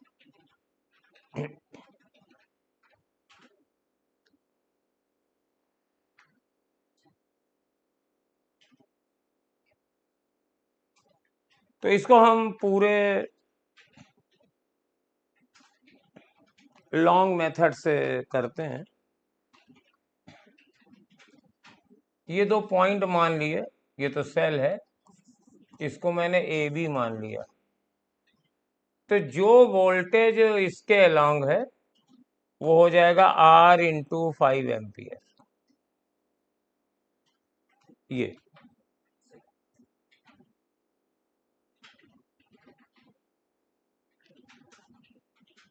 बचा हुआ वोल्टेज इसके अक्रॉस होगा।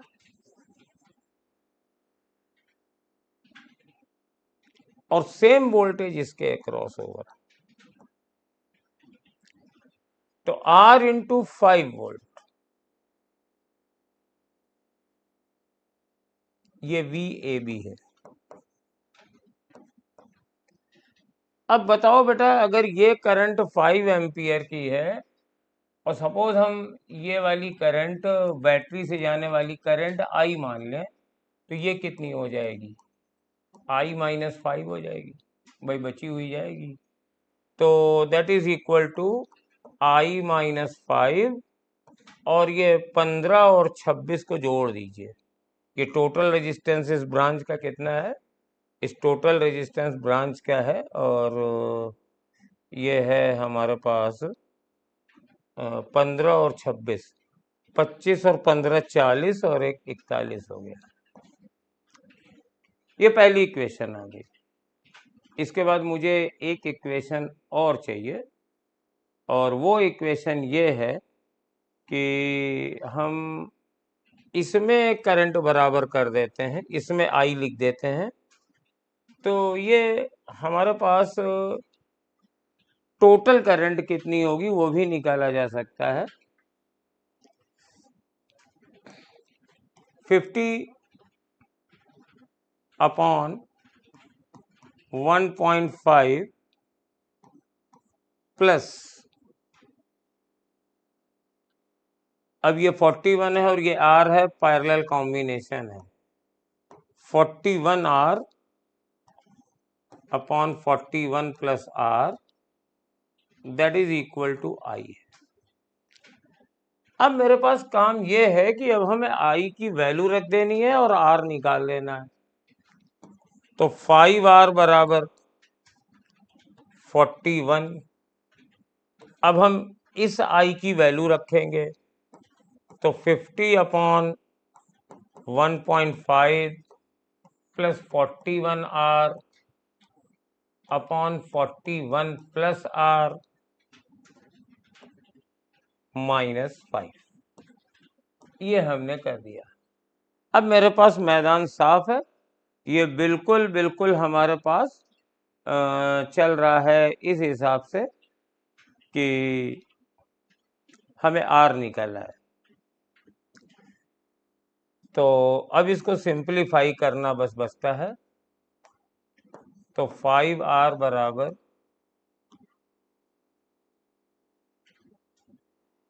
41, ये एलसीएम ले लो, 41 प्लस R। अब यहां से 41 प्लस R तो ऊपर जाएगा, यहां क्या आएगा? ये काफी लंबी कैलकुलेशन आ रही है, तो मुझे नहीं लगता कि ये इस तरीके से होना चाहिए। कोई शॉर्टकट नहीं होना चाहिए, आएगा तो इससे भी हम इसी से करेंगे।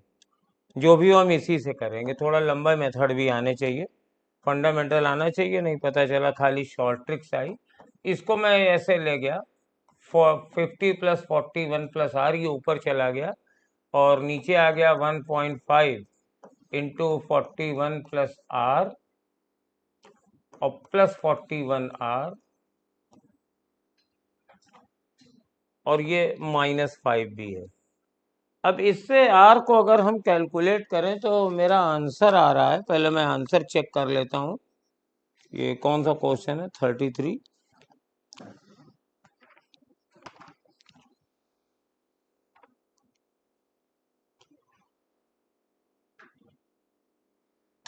का आंसर आ रहा है 8.2 ओम, जो फोर्थ वाला है। और ये मुझ पे विश्वास करो कि अगर इसको सॉल्व करोगे तो आ जाएगा। And let me try, is there another shortcut method जिससे हमें इतना लंबा ना करना पड़े?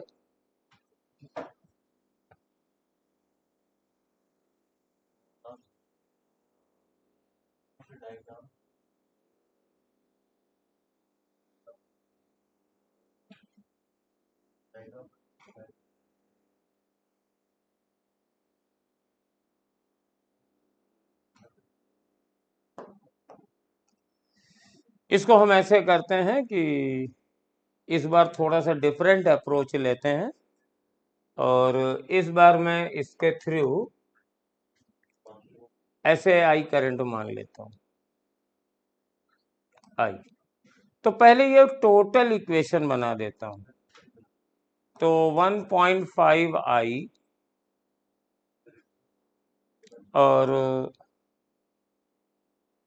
प्लस आगे बढ़ो 15 + 26 आई -5 = 50 आ गया। और दूसरा इसको लगा देते हैं 50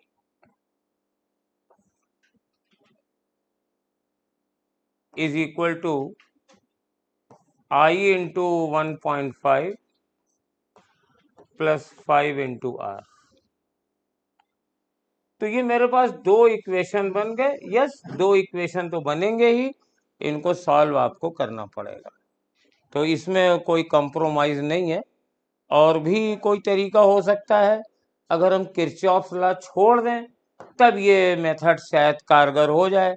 हमने चलो इन तीनों को कर दिया अर्थ, इसको भी अर्थ कर दिया, इसको भी अर्थ कर दिया, इसको भी अर्थ कर दिया। तो यहां का पोटेंशियल हमने V मान लिया।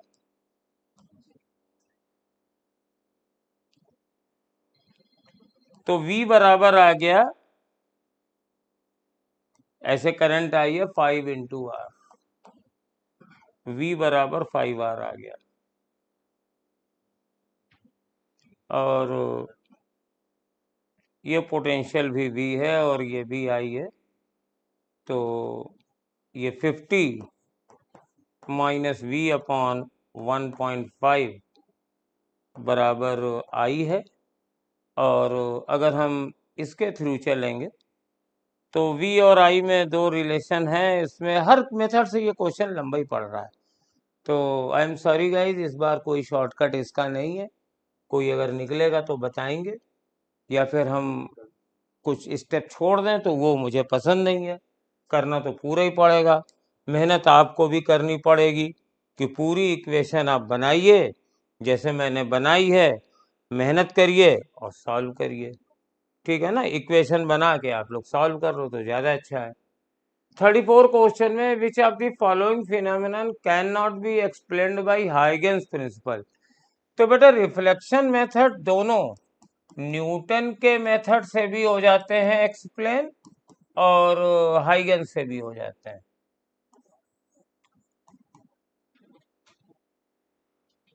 और डिफ्रैक्शन खाली हाइगेंस से हो पाता है। और फोटो इलेक्ट्रिक इफेक्ट इन दोनों में से किसी से नहीं होता है, वो पार्टिकल नेचर से होता है। तो photo electric effect can not explained by Huygens principle, ये आंसर है।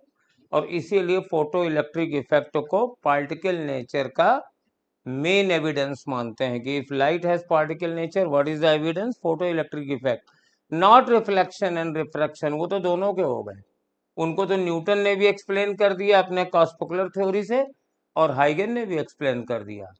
हाँ, डिफ्रैक्शन को न्यूटन नहीं एक्सप्लेन कर पाए, डिफ्रैक्शन के साथ और थे, इंटरफेरेंस था, पोलराइजेशन था, ये न्यूटन नहीं एक्सप्लेन कर पाए। तो ये तीन जो एग्जाम्पल हैं वो वेव नेचर के एविडेंसेस हैं, ये पार्टिकल नेचर का एविडेंस है। और जो दोनों की तरफ से मिल गया उसका कोई एविडेंस नहीं मानता है, क्योंकि वो मैनिपुलेटर होता है, दोनों की तरफ से बोलता है। चलो भाई, नीचे वाले में, आगे वाले में आओ। और ये अगर आपको डिफिनीशन मालूम है तो ये क्वेश्चन हो जाएगा, इसमें कोई दिक्कत वाली बात नहीं है। एक एक करके देखते हैं हम लोग। और सबसे पहले डिफ्रैक्शन है।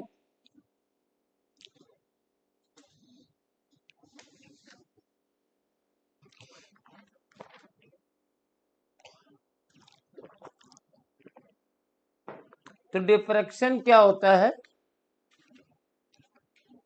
ऑब्स्टेकल के अबाउट लाइट रे का मुड़ना, ये डिफ्रैक्शन होता है। जैसे यहाँ पे कोई ऑब्स्टेकल रख दो, ओपनिंग रख दो, आप लाइट भेजो, तो यू विल एक्सपेक्ट कि लाइट यहाँ सर्कुलर पैच बनाएगी, लेकिन ये ऐसे बेंड हो जाती है। तो पहले का आंसर थर्ड है। और इंटरफेरेंस क्या है? This is the redistribution of light intensity. Refraction क्या है? किसी इंटरफेस पर, इंटरफेस मतलब there should be two medium, और लाइट रे आएगी तो अपने पाथ को चेंज कर देगी। तो सी का आंसर, तो हम लिख देते हैं ए का आंसर थर्ड है, बी का 2 है, और सी का 1 है। और पोलराइजेशन में आप जानते ही हो, इलेक्ट्रिक वेक्टर को एक पर्टिकुलर डायरेक्शन में काट दिया जाता है, तो डी का 4 है। और ये वाला आंसर हमारे पास सेकंड वाला है। क्वेश्चन कायदे से फ्रेम किया गया था जिससे कि आप खाली एक से आंसर न निकाल पाए। तो गाइज ये 35 क्वेश्चन हो गए और लास्ट वाले 10 क्वेश्चन बचे हुए हैं। यहाँ पे पहला स्टेटमेंट है, the pressure at a point inside a liquid at rest is same in all direction. This is Pascal law. अगर if this is a point, तो ये हर डायरेक्शन में किसी भी तरफ से जो लगता है वो सेम होता है। तो पहला तो नो डाउटली सही है। और सेकंड वाले में लोचा है, pressure in a fluid acts perpendicular to the surface in contact. और इसको मेरे बहुत सारे प्यारे बच्चे सही मान गए होंगे, लेकिन याद रखो pressure is a scalar quantity, इसकी कोई डायरेक्शन नहीं होती है। तो परपेंडिकुलर क्या होता है सर? परपेंडिकुलर फोर्स होता है।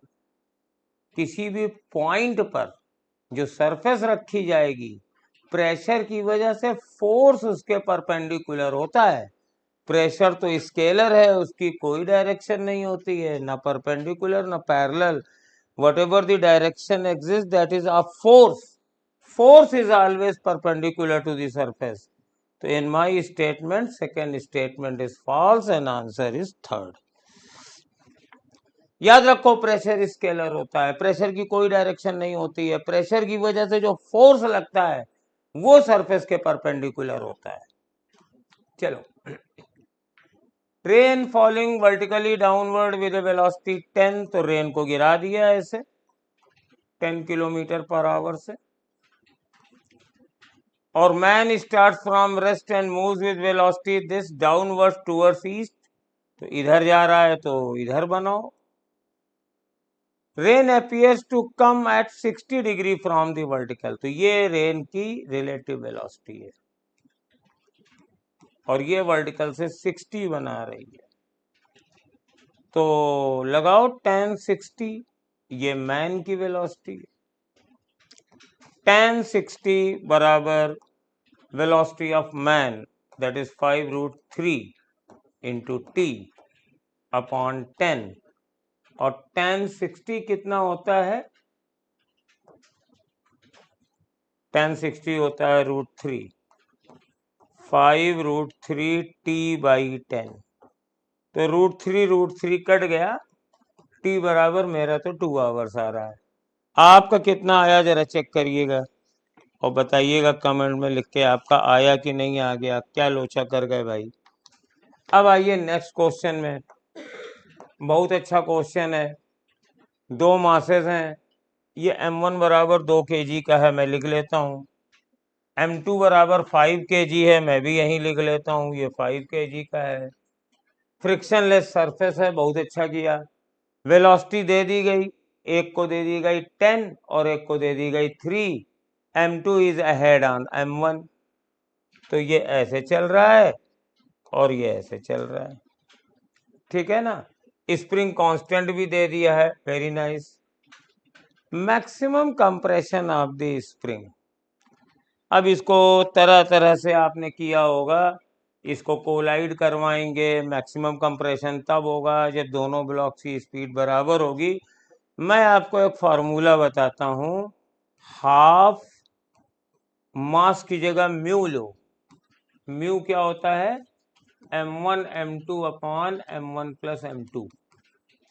तो ये हो जाएगा 2 × 5 upon 2 + 5 into relative velocity square कर दो बेटा, 10 - 3 का स्क्वायर बराबर हाफ के 1120 और मैक्सिमम कंप्रेशन का स्क्वायर। आप सारे झंझट से बदल जाओगे। देखो एक तरीका वो है जो तुम लोगों को सर लोगों ने क्लास में बताया होगा, कंजर्वेशन पहला फंडा, उसमें क्या होता है, मैक्सिमम कंप्रेशन या मिनिमम कंप्रेशन तब होगा जब दोनों की वेलोसिटी बराबर होगी। तो पहला काम कंजर्वेशन ऑफ मोमेंटम करो। तो यहाँ पे m1 v1 + m2 v2 बराबर m1 + m2 into common velocity निकालो। उस समय कंप्रेशन निकालो, कैसे, half m1 v1 square plus half m2 v2 square बराबर half m1 + m2 v square जो निकाली है plus half k x square. और दूसरा मेरा तरीका है, बहुत ही शॉर्टकट है, हाफ बस मास की जगह म्यू लेना है, और म्यू जानते हो m1 m2 upon m1 + m2 होता है, वेलोसिटी की जगह रिलेटिव वेलोसिटी लेनी है और आंसर आ जाएगा। अब कितना आ जाएगा ये आप भी निकाल सकते हो, 0.25 मीटर आएगा। हम भी निकाल के दिखा देते हैं, हाफ हाफ काट देते हैं, और ये 2 × 5 = 10 है, और इंटू ये 7 आ गया, 10 - 30 एक 7 तो कट गया, बराबर इंटू 7 बराबर 1120 x स्क्वायर।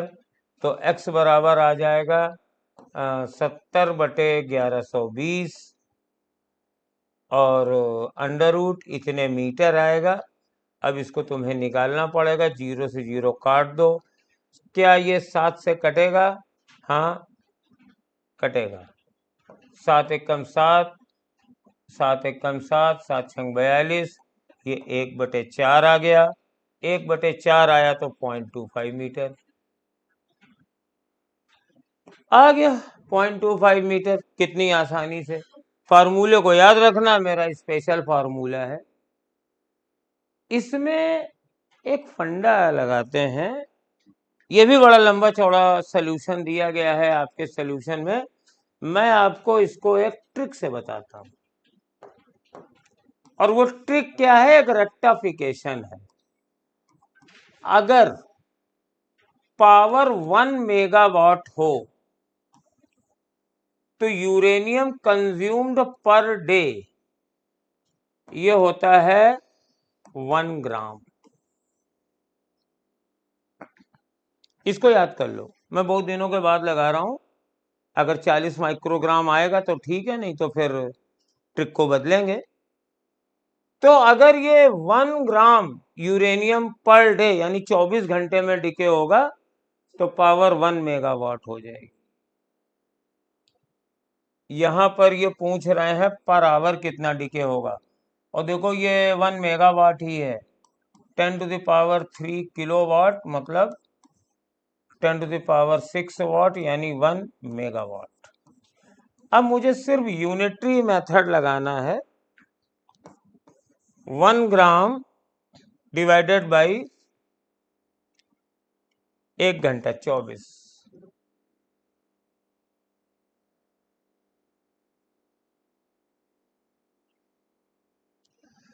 तो इस 24 को हम मान लेते हैं लगभग 25, तो 1/25 ग्राम।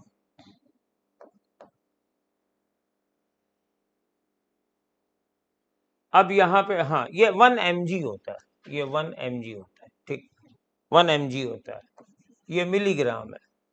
अब इसको माइक्रोग्राम में बदलना है तो करीब 1000 से मल्टीप्लाई कर दो, 1000 माइक्रोग्राम अपॉन 25, तो ये 40 माइक्रोग्राम पर आवर आ जाएगा। ये आंसर है, ये ट्रिक है, याद रखो। अगर यूरेनियम रिएक्टर की पावर 1 मेगावाट है तो 1 milligram uranium per day consume होता है। तो सारी जो सोल्यूशन में कैलकुलेशन दी गई है उसकी कोई जरूरत नहीं है, तुम्हें पर आवर निकालना है। 1 मेगावाट पावर है तो 1 मिलीग्राम 24 घंटे में, तो 1 घंटे में तो 1/24 कर दिया। अब इस 24 को लगभग 25 कर दिया, क्योंकि वो भी अप्रोक्सीमेट आता है, और ये 40 माइक्रोग्राम पर आवर आ जाएगा। चलो नेक्स्ट आते हैं। ये बहुत ही सिंपल क्वेश्चन है, इसको आप जोड़ दीजिए। ये 10 वोल्ट है और ये 5 वोल्ट है, और दोनों अर्थ हैं तो ये जुड़े हुए हैं। तो करंट कितना आएगा बेटा? ये 10 माइनस 5 बटे 100, तो यानी 15 बटे 100, 5 बटे 100, आई एम सॉरी, 10 माइनस 5 5 होता है, तो ये आ जाएगा 1/20 एम्पियर। इतना ही सरल क्वेश्चन था। सेमीकंडक्टर बिल्कुल ब्लू चिप होता है, बिल्कुल मत छोड़ना, नंबर आएंगे, शेयर जरूर बढ़ेगा। चार मिलेंगे तुम्हें, एक लगाओगे 4 मिलेंगे, 1 के 4 का भाव है इन क्वेश्चंस का। 41, what is the value of resistance R? The power output in circuit below will be maximum. तो पावर सर्किट इतनी होगी, और मैक्सिमम पावर ट्रांसफर से मैक्सिमम पावर ट्रांसफर तब होती है एक्सटर्नल सर्किट में जब R एक्सटर्नल बराबर इंटरनल हो। तो इन दोनों का parallel combination 6R/6 plus R plus 3 बराबर होना चाहिए 5। अब इसको हम सिंप्लीफाई कर लेंगे। 6R/6 प्लस R बराबर 2। इससे अब काटेंगे भी, 3 को उधर ले गया, तो 6 plus R equal to 2R, R बराबर 6। फोर्थ आंसर आ गया। बहुत ही सिंपल क्वेश्चन था। और मैं तुम लोगों को एक चीज ये बता दूं, ये पूरे एक्सटर्नल सर्किट के लिए लगाना, और किसी के लिए नहीं लगता है। ये R अगर इंटरनल के बराबर हो जाए तो इसमें पावर कंजम्पशन मैक्सिमम होगा। The figure of merit of a galvanometer is defined as, तो it is the, कई चीजें होती हैं गैल्वेनोमीटर की। एक होती है सेंसिटिविटी, मैं सारी चीजें आपको बताऊंगा, और एक होती है लीस्ट काउंट। मान लीजिए गैल्वेनोमीटर है, इसमें total number of divisions n है, और यहां वाली करंट Ig है। तो सेंसिटिविटी होती है divisions per unit current n/Ig, और लीस्ट काउंट होती है करंट पर यूनिट डिवीजन। ये इसी को फिगर ऑफ मेरिट भी कहते हैं। Current required to produce unit of deflection, एक के लिए जितनी करंट आपको चाहिए, that is figure of merit, and that is least count also. वैसे भी लीस्ट काउंट यूनिट डिवीजन की रीडिंग होती है, और यहां पर गैल्वेनोमीटर में इसको फैशन वाला नाम दिया गया है, figure of merit. Last question पे आते हैं, नहीं लास्ट नहीं है। Damping in an oscillatory system causes, तो डैम्पिंग एम्पलीट्यूड तो डिक्रीज करता है। अभी एक प्रैक्टिकल वाला सेशन हम लोगों ने लिया था, उसमें मैंने डैम्पिंग बताई थी। अगर डैम्पिंग है कब होगी सर? जब कोई रेजिस्टेंस फोर्स होगा, तो ये एम्पलीट्यूड लगातार कम होता चला जाएगा और अल्टीमेटली ये रुक जाएगा। तो इंक्रीज इन एम्पलीट्यूड गलत है, डिक्रीज इन एम्पलीट्यूड सही है। इफेक्ट तो पड़ेगा ही, और एनर्जी कंटिन्यूअस बढ़ती नहीं है, घटती है, तभी तो एम्पलीट्यूड कम हो रहा है। तो ये सेकंड वाला आंसर है, ये तो बहुत सही आंसर है। वो हमारा डैम्पिंग वाला वीडियो जरूर देखिएगा, उसमें मैंने डिटेल में ये सारी चीजें बताई हैं, तो आपको और भी बहुत सारे पॉइंट्स मिल जाएंगे। हर यूट्यूबर की तरह हम लोग भी अपना पब्लिसिटी करते चलते हैं। और ये देखिए, coil of inductive reactance 31 ohm has a resistance of 8 ohm. It is placed in series with a condenser of तो यार ये तो बहुत ही लंबा चौड़ा क्वेश्चन लग रहा है। ये इंडक्टर है, इंडक्टिव रेजिस्टेंस 31 ओम है और इसका रेजिस्टेंस 8 ओम भी है और कैपेसिटर भी है, ये XC बराबर 25 ओम है। Combination is connected to a source of 120 volt, 110 volt.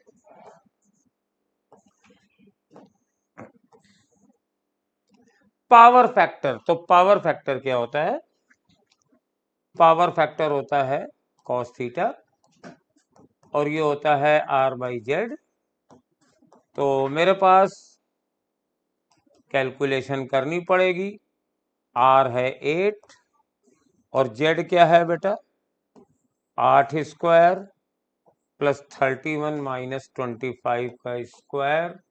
Calculation by God अच्छी आई, क्योंकि 8 31 माइनस 25 बहुत प्यारा नंबर आया 6। सिक्सर सभी को पसंद होते हैं, IPL देखने आने वाला है। और ये हो जाएगा 10, ये तो और अच्छा है, 8/10। तो my pi factor is, power factor of circuit is 0.80। 80 लिख दिया है, थोड़ा सा तुम्हें आश्चर्य में डालने के लिए। ये आ गया आंसर। लास्ट क्वेश्चन, ये मेरे ख्याल से मैकेनिक्स वाले सर ने कराया होगा। अगर ये वाला अल्फा एंगल ऑफ फ्रिक्शन के बराबर यानी tan इनवर्स म्यू के बराबर हो तो मिनिमम फोर्स से इसको खींच सकते हो। तो अल्फा बराबर tan इनवर्स म्यू हो गया और tan इनवर्स म्यू इन्होंने म्यू यू दिया ही नहीं है, angle of friction he theta कर दिया, तो अल्फा बराबर थीटा आ गया। अगर आपको ये रिजल्ट याद था तब तो आपके लिए ये वन लाइनर था, वन लाइनर भी नहीं था, हाफ लाइनर था, पढ़ते ही आंसर दे दो। लेकिन अगर आपको नहीं याद है तो इस फोर्स की मिनिमम वैल्यू लिखो, कितनी होती है? Mu mg upon